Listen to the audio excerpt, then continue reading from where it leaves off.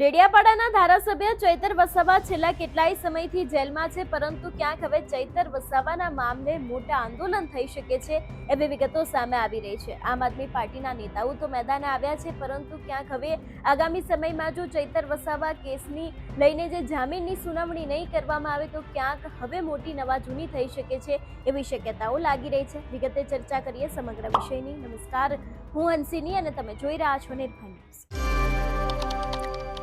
ચૈતર વસાવા અને ભારતીય જનતા પાર્ટીના નેતા સંજય વસાવા વચ્ચે બબાલ થઈ હતી। મામલો પોલીસ સ્ટેશન સુધી પહોંચ્યો હતો અને અંતે ચૈતર વસાવાની ધરપકડ કરવામાં આવી હતી।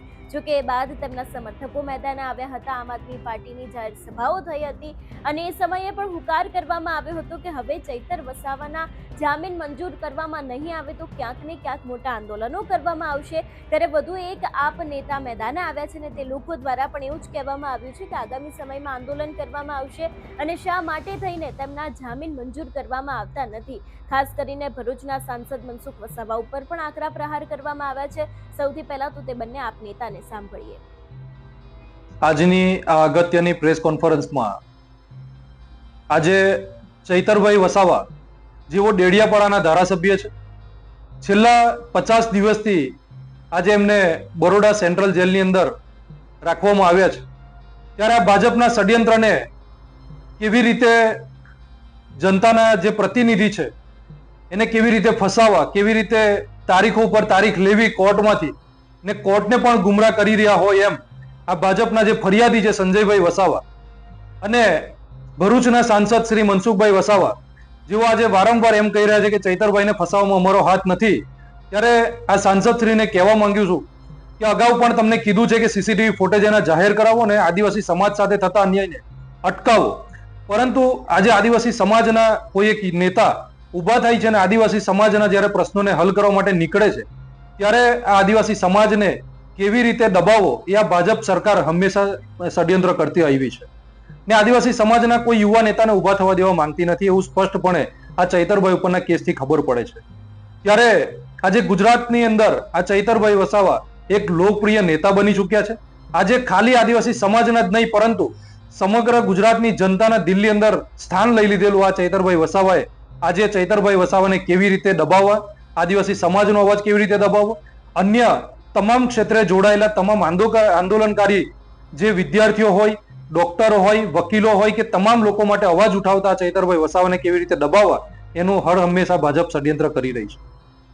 50 દિવસ થયા ચૈતરભાઈ અંદર છે, તમામ લોકલાડીલા નેતા હોવા છતાં હજુ સુધી 50 દિવસમાં આમ આદમી પાર્ટીના કાર્યકર્તાઓ કોઈ વિરોધ પ્રદર્શન કે જન આંદોલન કે એવું કેમ નથી કરતા ચૈતરભાઈને સમર્થન? આ ભાજપ એટલી હદ સુધી આજે એમના નેતાઓ એટલી હદ સુધી આજે કોર્ટને પણ ગુમરાહ કરી રહ્યા છે।